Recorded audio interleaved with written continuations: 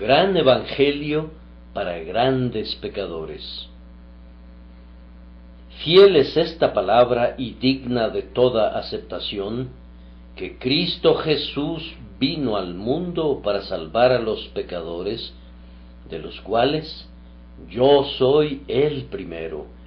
No obstante, por esta razón recibí misericordia, para que Cristo Jesús mostrase en mí, el primero, toda su clemencia, para ejemplo de los que habían de creer en él para vida eterna. Por tanto, al Rey de los siglos, al inmortal, invisible y único Dios, sean la honra y la gloria por los siglos de los siglos. Amén. 1 Timoteo 1, 15 al 17. Cuando Pablo escribió este memorable texto, fiel es esta palabra y digna de toda aceptación, que Cristo Jesús vino al mundo para salvar a los pecadores, lo escribió en referencia a él mismo. Quisiera que vean con mucho cuidado el contexto. Versículo 12. Doy gracias al que me fortaleció, a Cristo Jesús nuestro Señor, porque me tuvo por fiel al ponerme en el ministerio, a pesar de que antes fui blasfemo, perseguidor e insolente.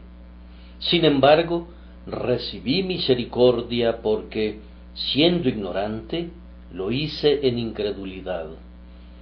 Pero la gracia de nuestro Señor fue más que abundante con la fe y el amor que hay en Cristo Jesús. Fiel es esta palabra y digna de toda aceptación, que Cristo Jesús vino al mundo para salvar a los pecadores. Vean, el apóstol se había referido primero a él mismo, y luego el Espíritu Santo lo llevó a escribir acerca de la salvación gloriosa de la cual él fue un notable beneficiario. Ciertamente fue una conexión adecuada y oportuna para colocar allí este texto del Evangelio glorioso. Lo que Pablo predicaba a otros se podía observar en él mismo. Cuando les leí hace un rato la conversión de Saulo, supongan que hubiera terminado mi lectura con esta frase: fiel es esta palabra y digna de toda aceptación, que Cristo Jesús vino al mundo para salvar a los pecadores. Todos ustedes hubieran dicho: eso es cierto, y es una conclusión natural que se desprende de la narración. Esa frase hubiera servido como la moraleja de toda la historia. De una conversión de ese tipo se deduce de manera fácil y simple que Cristo Jesús debe de haber venido al mundo para salvar a los pecadores. Vean entonces por qué Pablo la expresó en este lugar en especial. Pablo no podía evitar referirse a su propio caso, pero cuando se refirió a su propia experiencia, fue para dar énfasis a esta declaración que Jesucristo vino al mundo para salvar a los pecadores. Estoy plenamente convencido de que nuestro Señor, en su infinita sabiduría, quiere que sus ministros sirvan de ejemplo ellos mismos de las doctrinas que enseñan. Si un joven, alguien muy joven, se pone a contarles acerca de la experiencia de un cristiano entrado en años, ustedes dirían de inmediato: eso puede ser cierto, pero tú no puedes demostrarlo porque tú mismo no eres una persona de edad avanzada. Si alguien que ha sido privilegiado en la providencia de Dios para gozar de las comodidades de la vida, se pone a predicar acerca de los consuelos del Espíritu en la pobreza, ustedes dirían: sí, eso es muy cierto, pero tú no puedes hablar por experiencia propia.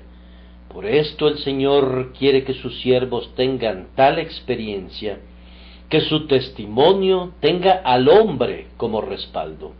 Él quiere que sus vidas apoyen y expliquen sus testimonios. Cuando Pablo dijo que Cristo vino al mundo para salvar a los pecadores, su propia conversión, su propio gozo en el Señor, eran pruebas positivas de ello. Pablo era un testigo que había probado y experimentado la buena palabra de vida sobre la cual testificaba. Pablo se fue al cielo hace muchos años, pero su evidencia no está viciada por eso, pues una declaración verdadera no es afectada por el paso del tiempo. Si una declaración fue hecha ayer, es tan verdadera como si la estuvieran escuchando hoy, y si hubiera sido hecha, como en efecto lo fue, hace 1800 años, a pesar de ello, y nadie lo cuestionó en los días de Pablo, es verdadera ahora. Los hechos registrados en los evangelios son tan reales ahora como lo han sido siempre, y deberían tener la misma influencia en nuestras mentes como la tuvieron en la mente de los apóstoles.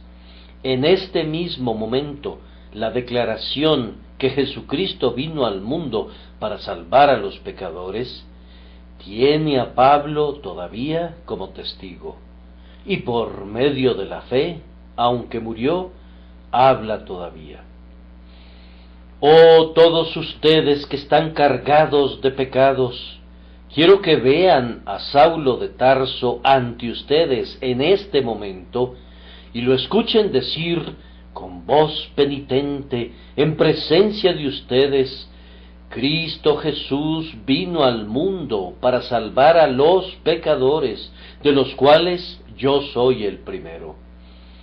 No duden de esa declaración, pues el hombre es su mejor evidencia. El que salvó a Pablo puede salvarte. Él quiere mostrar ahora su poder en ti. No seas desobediente al mensaje celestial. Pero, amados hermanos, si no tenemos a Pablo con nosotros para que nos dé su testimonio personal, todavía tenemos muchas pruebas vivientes. Tenemos evidencia indisputable en todos aquellos que todavía se encuentran entre nosotros, que fiel es esta palabra y digna de toda aceptación, que Cristo Jesús vino al mundo para salvar a los pecadores. Puedo llamar a este púlpito a muchísimas personas que literalmente eran transgresoras de lo peor, pero que han sido lavadas y santificadas, de tal manera que ahora son argumentos vivientes del poder del Señor para salvar. También tenemos aquí con nosotros a muchos que no podrían ser descritos por sus compañeros como los primeros de los pecadores bajo cierta perspectiva, y, sin embargo, ellos se colocan voluntariamente entre los primeros de los pecadores bajo otra perspectiva y dan su testimonio, como yo lo doy hoy, que Jesús puede salvar de una manera total. Yo, que ahora estoy aquí frente a ustedes, soy un testigo viviente que Cristo Jesús puede salvar a los pecadores y todavía los salva. El Señor me ha perdonado y me ha justificado, y he encontrado gracia ante sus ojos. En mi caso, también se ha comprobado que fiel es esta palabra y digna de toda aceptación, que Cristo Jesús vino al mundo para salvar a los pecadores, de los cuales yo soy el primero. Oh, cómo quisiera que mis lectores y mis oyentes me creyeran. Muchos de ustedes aceptarían cualquier declaración que yo hiciera. ¿Por qué no aceptan esta? Ustedes no me consideran un mentiroso. ¿Por qué entonces no creen mi testimonio en relación a Jesús? Él está tan listo para salvar hoy como lo estaba en aquel tiempo. Está listo para salvarte a ti si tan solo confías en Él. El desarrollo de nuestra presentación será el siguiente. Primero, vamos a referirnos a quienes son los primeros de los pecadores. Segundo, vamos a investigar por qué Dios los ha salvado. Y tercero, qué es lo que ellos dicen cuando son salvados. Primero, pues, ¿quiénes son los primeros de los pecadores? Pablo dice que él fue el primero. Yo pienso, sin embargo, que él era uno más del regimiento. Hay diferentes clases de pecadores, y unos son muy grandes, y otros lo son menos. Todos los hombres son verdaderamente pecadores, pero no todos los hombres son pecadores de igual manera. Todos ellos se revuelcan en el fango, pero no todos se han hundido a la misma profundidad. Es cierto que todos ellos han caído a la profundidad suficiente para perecer en pecado, a menos que la gracia de Dios lo prevenga. Sin embargo, hay diferencias en los grados de culpa y, sin duda, habrá diferencias en los grados de castigo. Algunos son los primeros de los pecadores, de la misma manera que el apóstol Pablo, pues ellos han perseguido a la iglesia de Dios. Pablo, que entonces era llamado Saulo, había votado en contra de Esteban, y cuando Esteban fue apedreado, él cuidó los vestidos de quienes lo asesinaban. Pablo sentía esa sangre manchándolo aún después de muchos días, y lo lamentaba. ¿No sentirías tú también, si hubieras participado en el asesinato de algún hijo de Dios, que deberías ser contado entre los primeros de los pecadores? Si hubieras sido un ayudante voluntario y decidido, lleno de malicia y saña, en la ejecución de un hombre de Dios como Esteban, ¿no te describirías como un pecador teñido de rojo carmesí? Hombre, yo pienso que yo diría, Dios puede perdonarme, pero yo nunca me perdonaré a mí mismo. El alma tendría que cargar con un crimen verdaderamente horrible. Y sin embargo, esto solo era el comienzo. Saulo era como un leopardo que, habiendo probado una vez la sangre, siempre debe tener su lengua metida en la sangre. Su simple aliento era amenazador y su delicia era la matanza. Saulo perseguía al pueblo de Dios, causaba la ruina de los santos, los obligaba, nos dice, a blasfemar, hacía que los golpearan en las sinagogas, que fueran arrastrados de ciudad en ciudad y que los mataran. Todo esto debe haber permanecido en su corazón como un negro recuerdo, aun después de que el Señor Jesucristo lo había perdonado completamente. Cuando supo, como Pablo lo sabía, que era un hombre justificado por medio de la justicia de Cristo, eso no impidió que sintiera aflicción en su corazón al pensar que estos inocentes corderos habían sido torturados por él y que él había tenido una tremenda sed de la sangre de ellos por la única razón de que amaban al crucificado. Este asunto de perseguir a muerte a los santos colocaba a Pablo muy por encima de otros pecadores. Esta era la piedra que remataba la pirámide de su pecado. Perseguí a la iglesia de Dios. Le doy gracias a Dios, porque aquí no hay ningún hombre que tenga esa forma particular de pecado sobre su conciencia, habiendo dado realmente muerte o habiéndose unido en el asesinato de cualquier hijo de Dios. Las leyes de nuestro país han prevenido que alguien de ustedes se haya manchado con una ofensa tan terrible, y bendigo al Señor porque es así. Sin embargo, si hubiera alguno así entre los que están leyendo u oyendo estas palabras ahora, o en algún momento en el futuro, debo confesar que se encuentran entre los primeros de los pecadores, y le pido a Dios que les conceda que puedan obtener misericordia como la obtuvo Saulo. Sin embargo, podrían acercarse mucho a cometer algún pecado parecido a este. Con una alta probabilidad, algunos de ustedes ya lo han cometido. Ese esposo que ha amenazado a su esposa de manera tan amarga por obedecer a su conciencia, ese hombre que ha corrido a su trabajador simplemente por su fidelidad a Cristo, ese casero que ha sacado a su inquilino de su casa porque celebraba un servicio religioso bajo su techo, ese hombre que ha difamado voluntaria y maliciosamente a un siervo de Dios, no porque haya hecho algún daño, sino porque no puede soportar oír de alguien que verdaderamente sigue a Cristo. Estas son las personas que deben ser contadas entre los primeros de los pecadores. No han asesinado a nadie, pero han ido tan lejos como se han atrevido a ir, y su corazón está lleno de veneno en contra del pueblo de Dios. Este es un crimen atroz.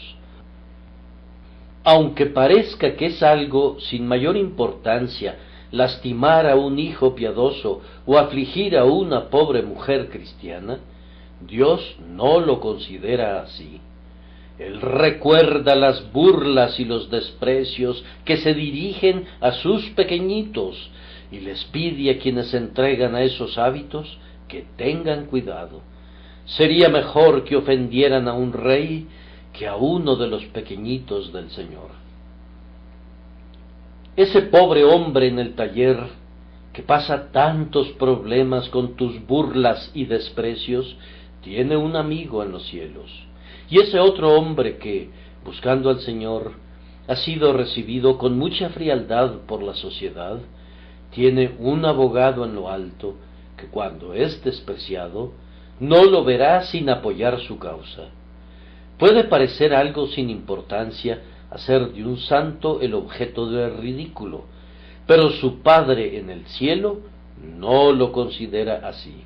Sé esto, que muchos hombres pacientes pueden soportar mucho, pero si golpeas a sus hijos, su circulación sanguínea se altera y no lo tolerarán.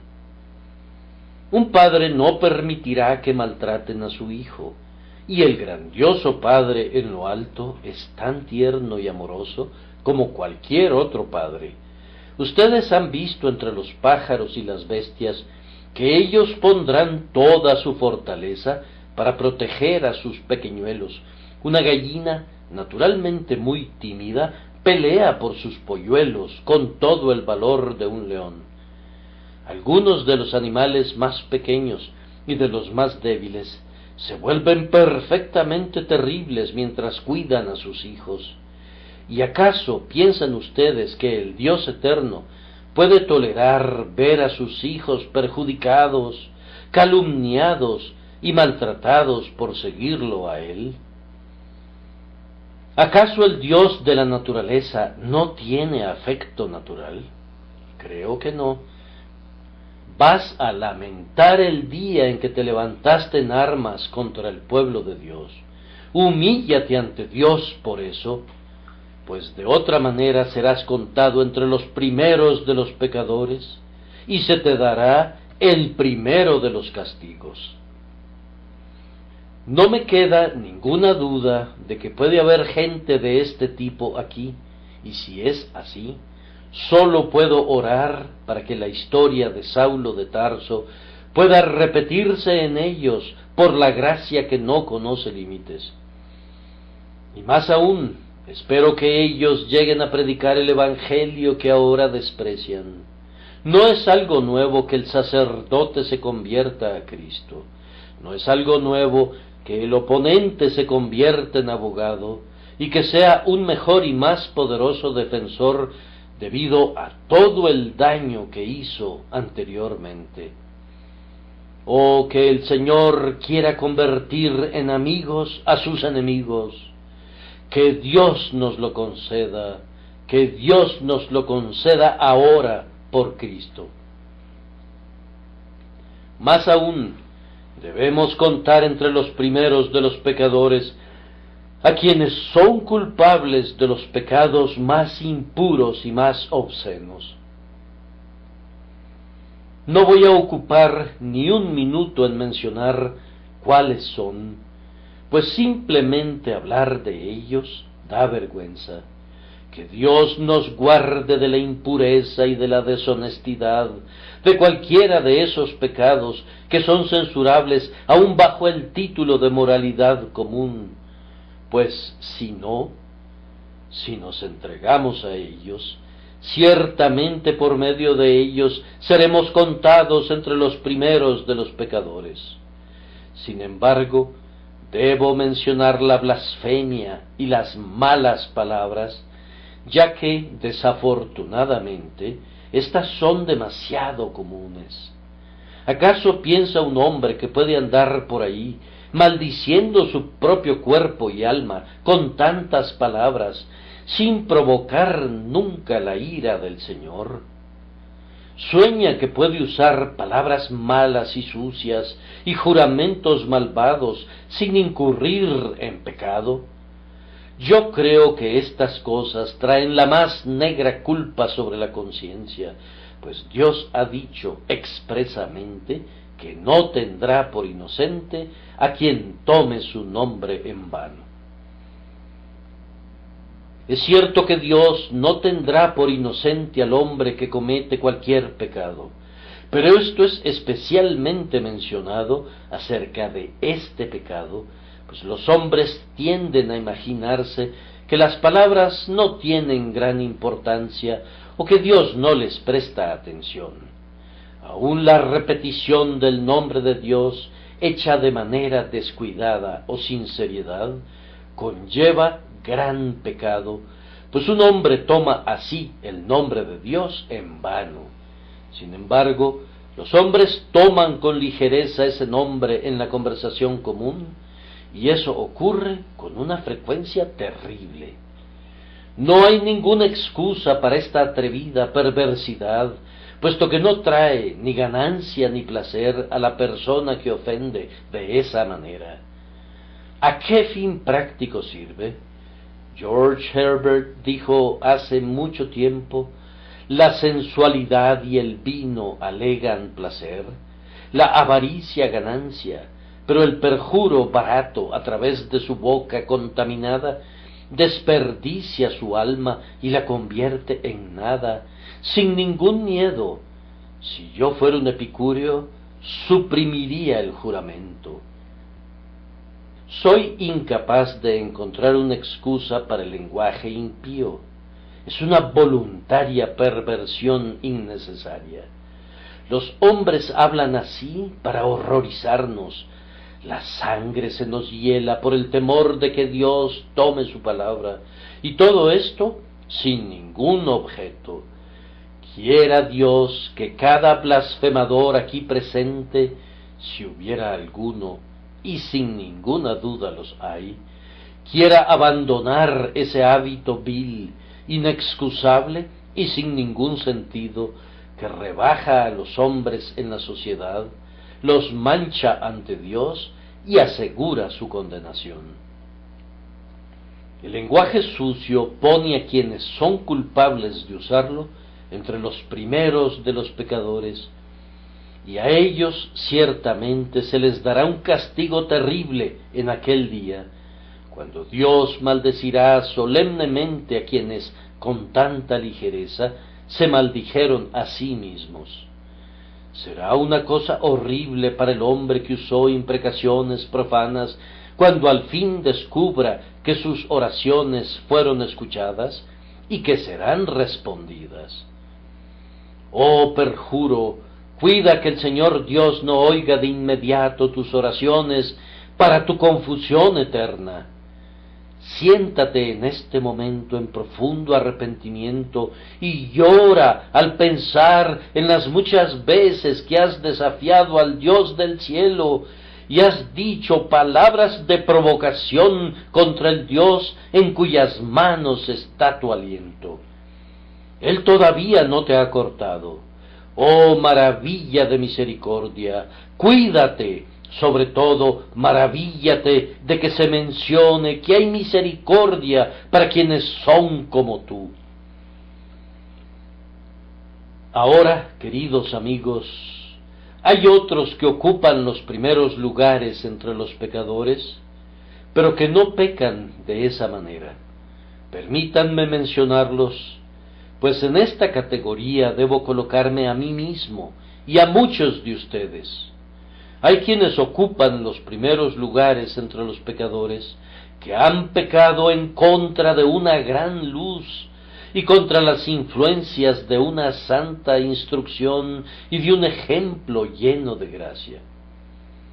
Los hijos de padres piadosos, que han sido educados e instruidos en el temor de Dios desde su primera juventud, están entre los primeros de los pecadores si se alejan del camino de la vida. Cuando ellos se apartan, hay un tremendo peso en relación a su falta, que no se puede encontrar en el pecado común de los hijos de los barrios bajos o de los niños de la calle.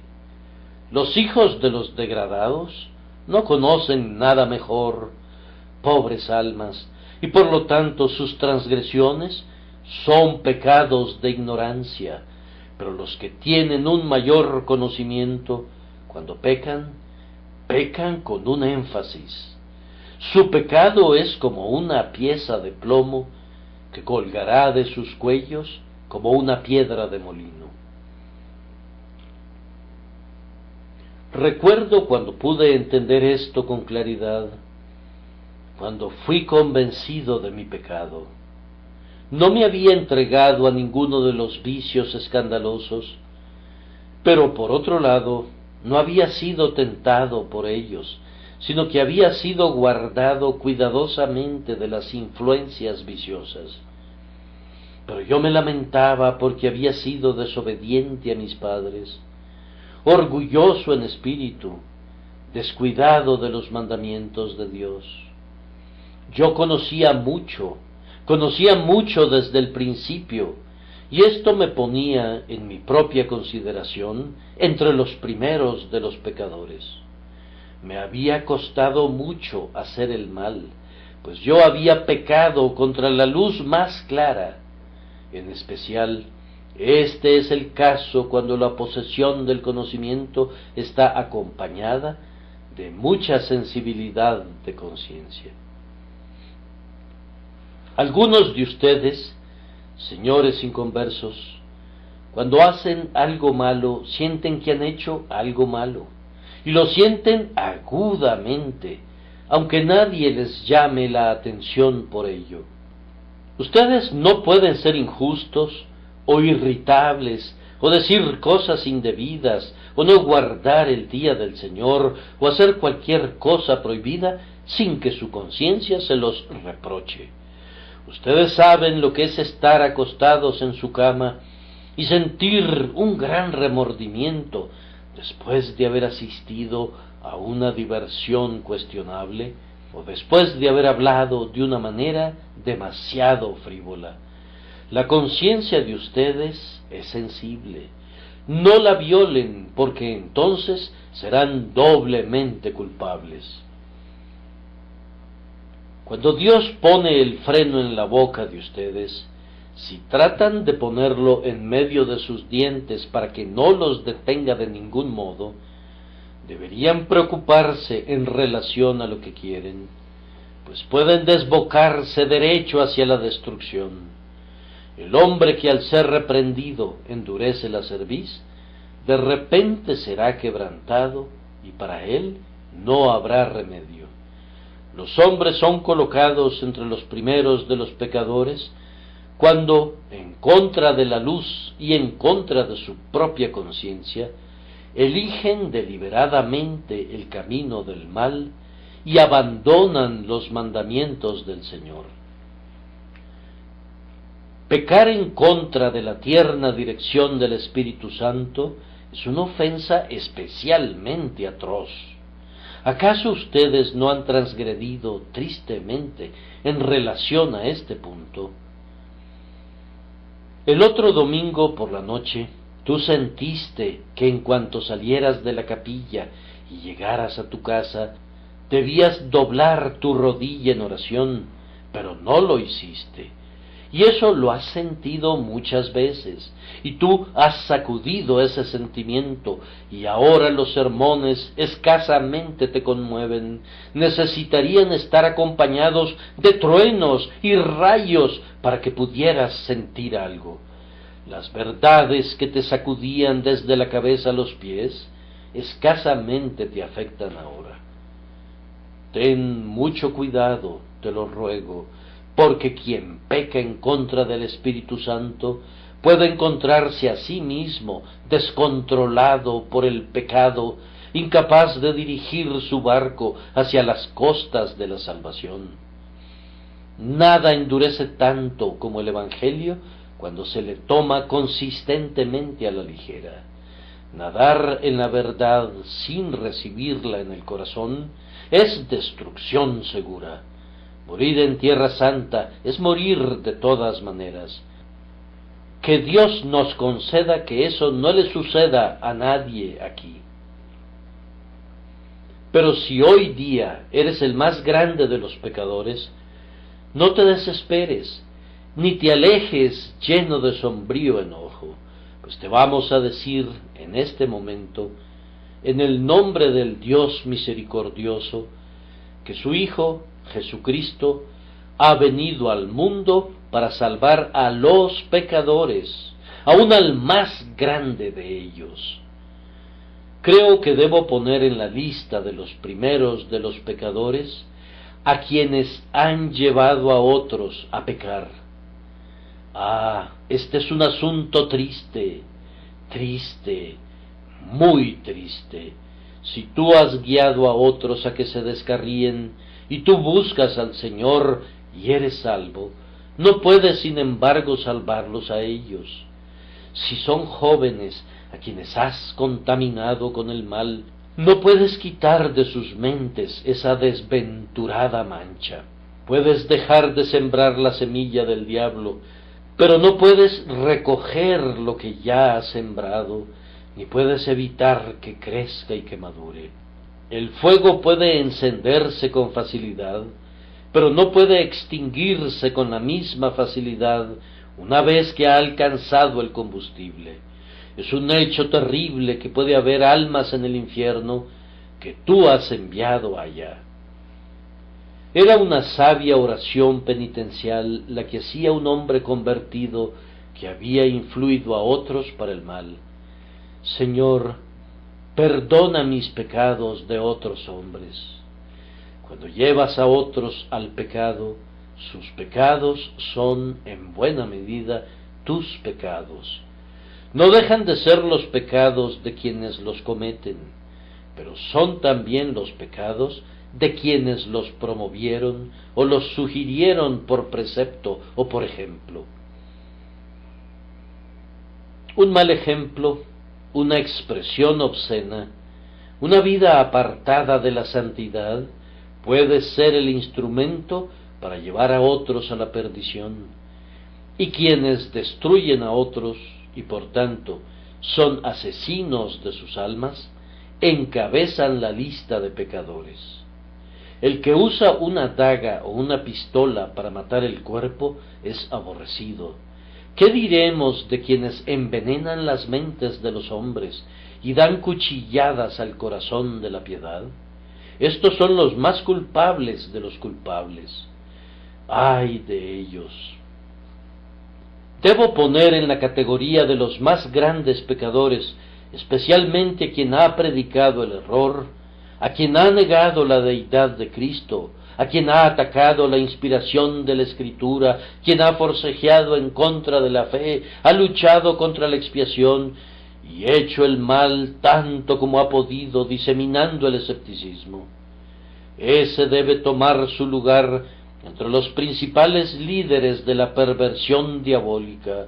Es un importante destructor, un apóstol elegido del príncipe de las tinieblas. Oh, que pueda ser traído por la gracia soberana para estar entre los maestros más destacados de esa fe que hasta aquí ha destruido. Creo que sería muy conveniente que nosotros, como pueblo cristiano, oremos más por las personas que son notorias por su infidelidad. Si habláramos menos amargamente en contra de ellos y oráramos más dulcemente por ellos, algún bien resultaría de eso. Hemos tenido ya la suficiente dosis de argumentos políticos en contra de los ateos. Llevemos ahora el caso a una corte superior y supliquemos a Dios en favor de ellos. Si usamos la gran artillería del cielo por medio de la oración importuna, estaríamos usando mejores armas de las que son empleadas comúnmente. Que Dios nos ayude a orar por todos los falsos maestros, para que sean convertidos a Dios y así muestren la omnipotencia de su amor. No diré nada más acerca de este deplorable asunto, pues ciertamente sólo he mencionado estos ejemplos con la esperanza de que algunos de mis oyentes puedan confesar: lamento decir que el predicador se refiere a mí. Ya sea bajo un aspecto u otro, debo tomar mi lugar entre los más grandes pecadores. Ahora, en segundo lugar, ¿por qué son salvados tan a menudo los primeros de los pecadores? El Señor Jesucristo, cuando se fue al cielo, se llevó consigo como compañero a uno de los primeros de los pecadores. El ladrón que murió entró en el paraíso exactamente el mismo día que nuestro Señor. Después que nuestro Señor Jesús se había ido al cielo, hasta donde yo sé, nunca salvó a nadie más por su propia participación, excepto a una persona. Y esa persona fue precisamente el apóstol Pablo, quien nos ha dejado nuestro texto. El Señor le habló a él personalmente desde el cielo, diciendo: Saulo, Saulo, ¿por qué me persigues? Él mismo se reveló a Saulo cuando iba de viaje y lo llamó para ser su apóstol, precisamente a este hombre que con verdad se llamó a sí mismo el primero de los pecadores. Es maravilloso pensar que así sea, pero la gracia se goza al tratar con el pecado grande y evidente y al quitar los crímenes ruidosos de los grandes pecadores.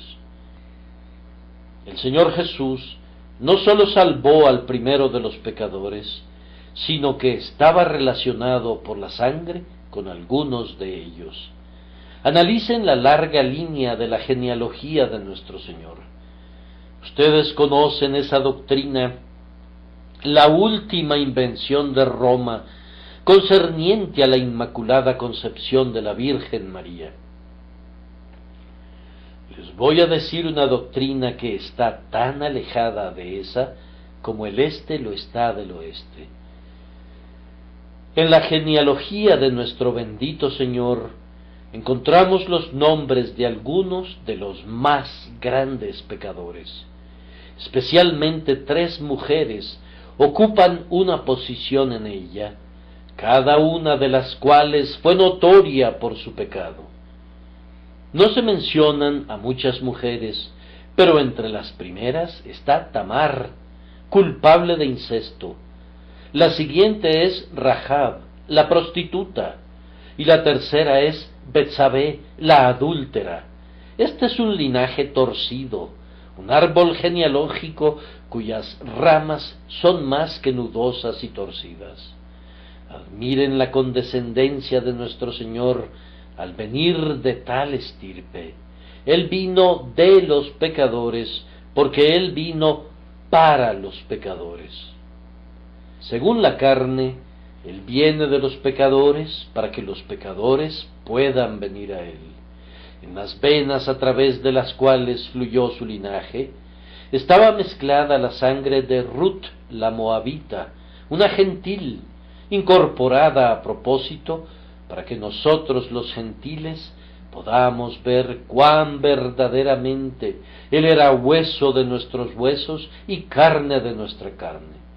No estoy diciendo que hubiera la menor contaminación en su humanidad, Dios no lo permita, pues Él no nació a la manera de los hombres como para ser contaminado de esa manera, pero aún así digo que su genealogía incluye a muchos grandes pecadores, para que podamos ver de qué manera tan cercana se juntó a ellos, de qué manera tan completa asumió su causa.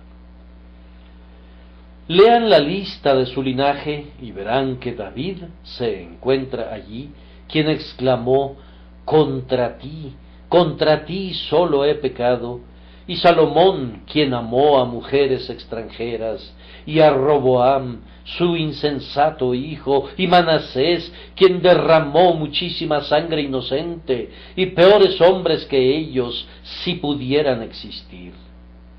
Pecadores como estos forman parte de la genealogía del Salvador de los pecadores. Fue contado con los inicuos. Él fue llamado amigo de publicanos y de pecadores. Se decía de él: este recibe a los pecadores y come con ellos. Todavía Él se goza en salvar a grandes pecadores. Querido oyente, Él se gozará en salvarte a ti. ¿Por qué lo hace? El apóstol dice en el versículo 16: no obstante, por esta razón recibí misericordia, para que Cristo Jesús mostrase en mí, el primero, toda su clemencia. ¿Cómo? ¿Esa es su razón para salvar a un pecador? Es para que pueda mostrar en ese pecador su clemencia, revelando su paciencia y su perdón. En un gran pecador como Pablo, él muestra toda su clemencia, no granitos ni porciones de ella, sino toda su clemencia. ¿Jesucristo quiere mostrar toda su clemencia? ¿Acaso se goza en desplegar todo su amor? Sí, pues recuerden que Él se refiere a su clemencia como sus riquezas. Dios es rico en misericordia. Yo no encuentro que llame a su poder sus riquezas, pero llama a su gracia sus riquezas. En Él tenemos redención por medio de su sangre, el perdón de nuestras transgresiones, según las riquezas de su gracia, que hizo sobreabundar para con nosotros en toda sabiduría. Oh, queridos amigos, el Señor, que es rico en misericordia, busca un tesoro en el cual poner sus riquezas, busca un estuche para guardar las joyas sagradas de su amor. Y estos criminales atroces, estos grandes pecadores, estos que se consideran a sí mismos negros como el infierno, estos son precisamente los hombres en los que se encuentra un espacio para sus raras joyas de bondad. Donde el pecado ha abundado, hay suficiente espacio para la misericordia infinita del Dios que vive. ¿Acaso no debería alentarte, si te sientes verdaderamente culpable, que Dios se goza en mostrar toda su paciencia, salvando a grandes pecadores? ¿No buscarás de inmediato que toda esa clemencia sea mostrada en tu caso? Cree en el Señor Jesús y así será. ¿Y qué dice Pablo a continuación? Dice que el Señor lo salvó para ejemplo de los que habían de creer en Él para vida eterna. Para ejemplo, es decir, como un tipo o como una muestra. Pablo era como una comprobación del texto. Las primeras impresiones de un dibujo grabado son claras y definidas y por tanto son muy valiosas. Muestran el poder de impresión de la placa en su punto más elevado antes de que su superficie se desgaste en lo más mínimo. Pablo era una de las impresiones de muestra tomadas de la placa mientras estaba nueva, bajo las circunstancias más favorables para resaltar cada línea de la gracia. Toda la misericordia de Dios era vista en Pablo como un ejemplo. Dios quiera que podamos poner a algunos de ustedes bajo la misma placa grabada y pudiéramos sacar más impresiones en este momento, pues la placa no se ha gastado.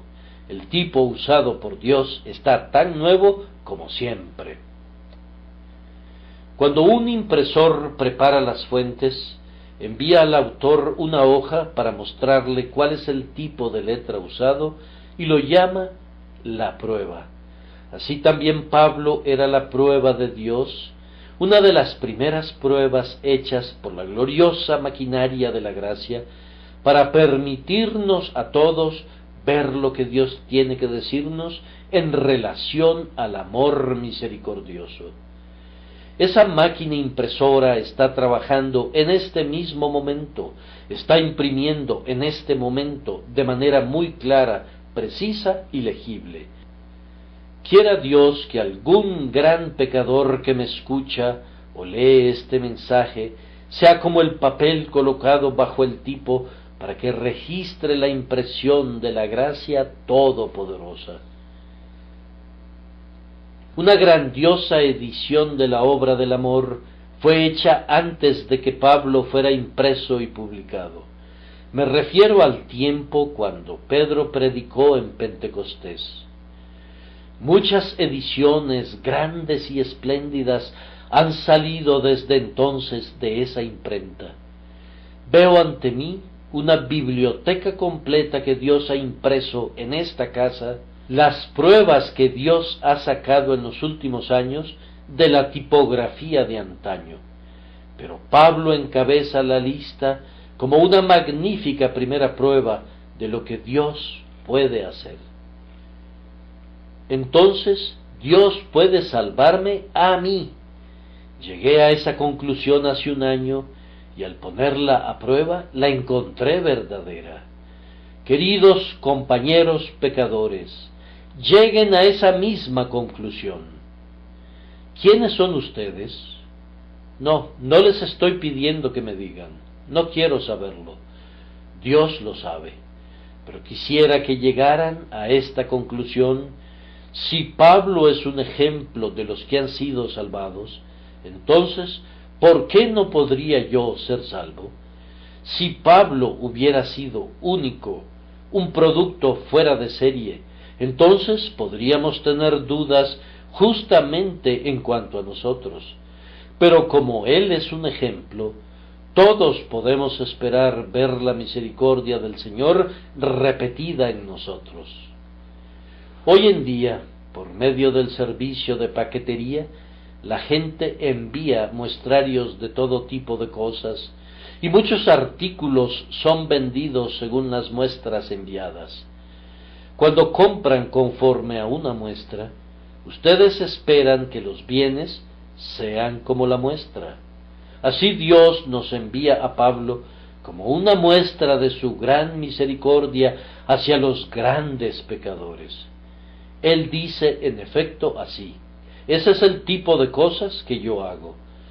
Tomo este tosco material de mala calidad de los más grandes pecadores y lo renuevo y muestro toda mi misericordia en él. Esto es lo que estoy preparado para hacer contigo. Pobre alma, ¿acaso no aceptarás la misericordia de Dios? Entra con el Señor en este negocio de la salvación, para que tú también, como el apóstol, siendo un pecador, puedas llegar a ser como Él, obteniendo la salvación gloriosa que es en Cristo Jesús, que vino al mundo para salvar a los pecadores. Estoy hablándoles de una manera sencilla y clara, pero si aman a sus almas, tendrán mejor disposición para escuchar. No quiero divertirlos, sino que quiero ver que sean salvos. Por favor, inclinen sus mentes ante este tema y aprendan que hay buena esperanza para el peor de ustedes si clama al Señor. Es por eso que Jesús salva a los que han pecado de manera más grave, para poder mostrarlos como prueba de lo que su gracia puede hacer. Pero yo pertenezco a una familia tan perversa, exclama alguien. Oh, sí, y muchos que han pertenecido a las familias más depravadas y degradadas han sido salvados. Han entrado en relación con Cristo y su propia baja condición ha sido absorbida en su gloria. Los hijos de criminales, cuando se convierten, pertenecen a la familia de Dios.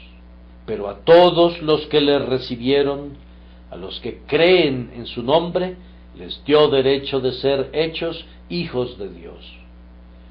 Oh, pero yo me he entregado a vicios tan terribles. Esta es una triste confesión, pero no te condena a la desesperación, pues la sangre de Jesús lava la peor suciedad. Los blasfemos, adúlteros, borrachos, ladrones, y esto, oh ustedes santos, esto erais algunos de vosotros, pero ya habéis sido lavados, pero ya sois santificados. ¿Y por qué otros de igual carácter no podrían ser lavados ni santificados?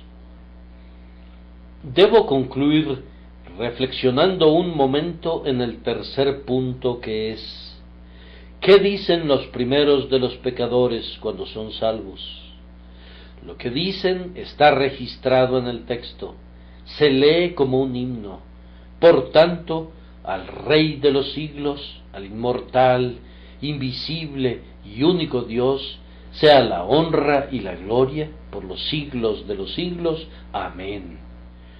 Vean, las primeras palabras son por tanto. Tan pronto como son salvados, comienzan a alabar al Señor.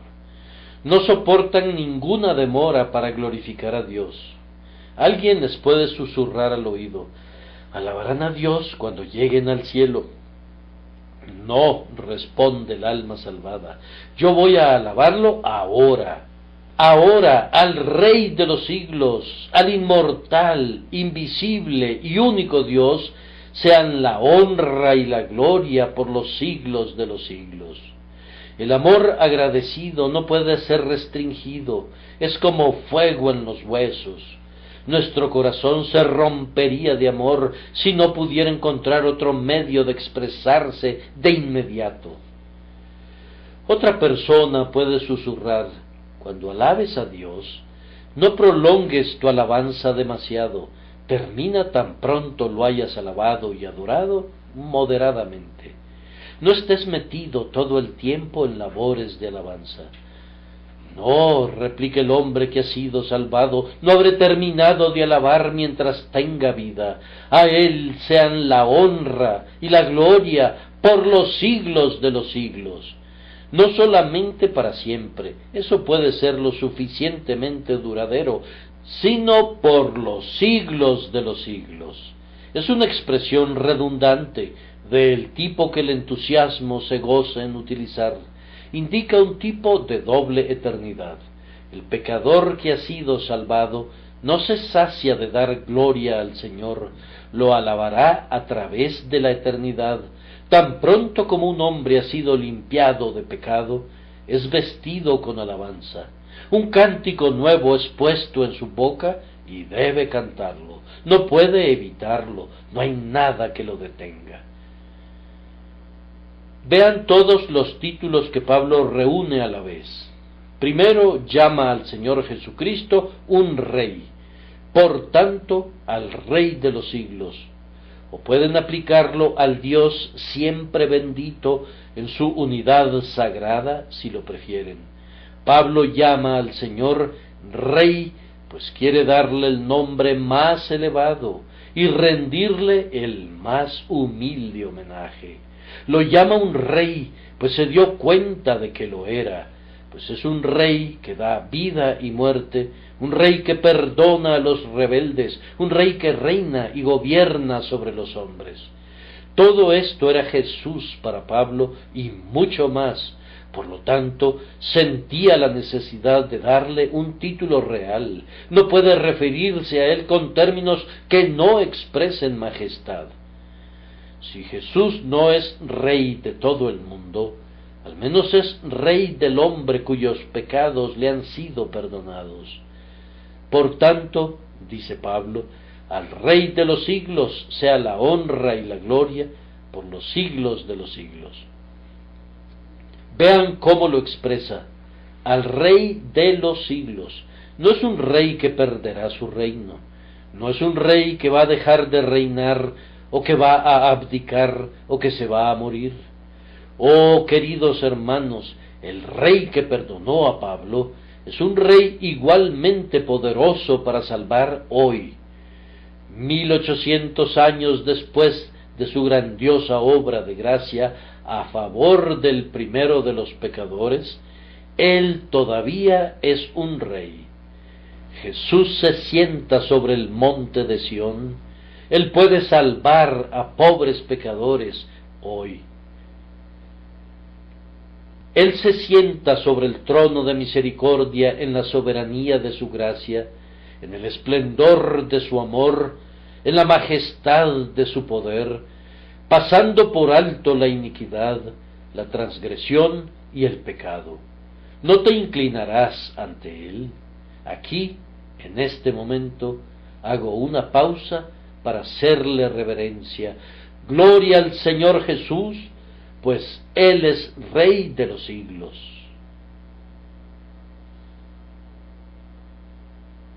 Después lo llama Rey inmortal. Él es el Rey que vive para siempre por su propio poder y que por tanto puede dar vida a las almas muertas.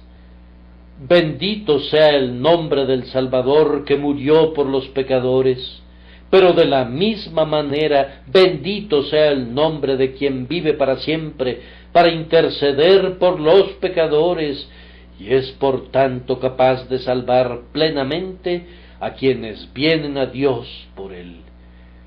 Los espíritus que han recibido vida y son levantados exclaman a gran voz: Gloria sea dada al Rey de los siglos, porque Él me ha hecho inmortal al tomarme de su mano que da vida. Porque Él vive, nosotros también viviremos. Nuestra vida está escondida en Él y reinaremos con Él por toda la eternidad. A continuación, Pablo lo describe como el Rey invisible, pues todavía no vemos todas las cosas sometidas a Él, y su reino es percibido por fe, más bien que por la vista. El Señor Jesús es invisible a los mortales, y por tanto nuestro servicio debe darse por el Espíritu más que por medio de los sentidos. Debemos confiar en Él si vamos a acercarnos a Él, y debemos decir a Él le amáis sin haberle visto. Un Señor invisible, que sólo puede ser conocido por fe, nos ha salvado, y va a salvarnos eternamente. No tenemos un Rey que hemos visto o que hemos tocado, o cuya voz hemos escuchado de manera audible, pero el nuestro es un Rey que es invisible, y que sin embargo se mueve de un lado a otro en medio de nosotros, poderoso para salvar. Gracias sean dadas al Espíritu Santo, porque nos da ojos de fe para verlo a Él que es invisible, y nos da corazones para confiar y para descansar en un Señor invisible. Ahora, ahora, ahora, ahora, ahora, ahora, esa es la palabra para cada alma que ha sido salvada. Ahora, por tanto, al Rey de los siglos, al inmortal, invisible, sea la gloria eterna. ¿Acaso no respondes de inmediato al llamado con alabanza? ¿No dices, despierta, gloria mía, despierten arpa y salterio? Oh, que el carbón de un serafín tocara estos labios balbucientes. Como un pecador salvado por mi Señor y Rey, quisiera derramar mi vida en una corriente continua de alabanza hacia mi Señor Redentor. Más aún, nuestro apóstol habla del único Dios. Él es tan únicamente sabio que salva a los pecadores y los convierte en muestras de su misericordia, tan únicamente sabio que toma a los intolerantes y a los perseguidores y los convierte en apóstoles, tan únicamente sabio que hace que la ira del hombre le alabe y usa la propia maldad del hombre como una superficie para mostrar el brillo de la gloria de su gracia.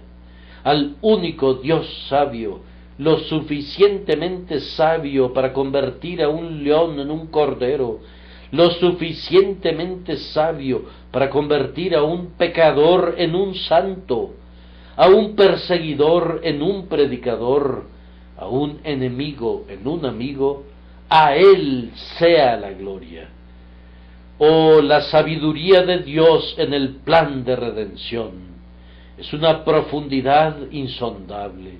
Comparada con ella no hay sabiduría en ninguna parte, y Dios es visto como el único sabio. A Él sean la honra y la gloria por los siglos de los siglos. Amén. A Él sean la gloria en la tierra y la gloria en el cielo, honor de todos nosotros, pobres seres imperfectos, y gloria de nosotros cuando hayamos sido hechos adecuados de manera perfecta para contemplar su rostro. Vamos, levanten sus corazones ustedes que han sido salvados. Comiencen de inmediato los cánticos que nunca terminarán. Los santos nunca acabarán de cantar, pues recuerdan muy bien que fueron pecadores. Vamos, pobre pecador, desde las profundidades alaba a quien descendió a las profundidades por ti. Tú, el primero de los pecadores, adora a quien sobresale entre 10,000. Todo él es deseable. Ustedes, negros pecadores que han llegado hasta el borde de la condenación por sus abominables pecados, elévense hasta las máximas alturas de gozo entusiasta en Jesús su Señor. Pongan su confianza en el Señor Jesucristo, y todo tipo de pecado y de blasfemia les serán perdonados, y cuando reciban ese perdón, van a explotar en nuevas alabanzas a Dios su Salvador.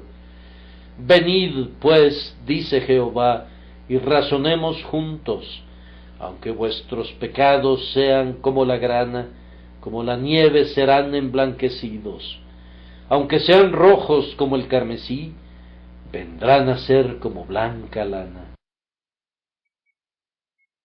Oh tú, el más culpable de los culpables, el apóstol Pablo te está hablando a ti, y se pone frente a ti como el portador del estandarte blanco de la misericordia de Dios. Sométete al Rey de los siglos, porque habrá perdón para ti, y serás librado de la ira venidera. 35 años vivió Pablo en pecado. 20 años después de eso, cuando era mayor de lo que yo soy ahora, él escribió estas palabras: fiel es esta palabra y digna de toda aceptación, que Cristo Jesús vino al mundo para salvar a los pecadores, de los cuales yo soy el primero. ¿No habrá por casualidad aquí alguna persona de 35 años que debería de pasar a una nueva página? ¿No habrá acaso alguna mujer de esa misma edad que haya pecado ya lo suficiente? ¿No es acaso tiempo de que se vuelvan al Señor y encuentren una vida nueva y mejor? Conviértelos, Señor, conviértelos, y ellos se convertirán. Haz que vivan, y ellos vivirán para ti por toda la eternidad. Amén y amén.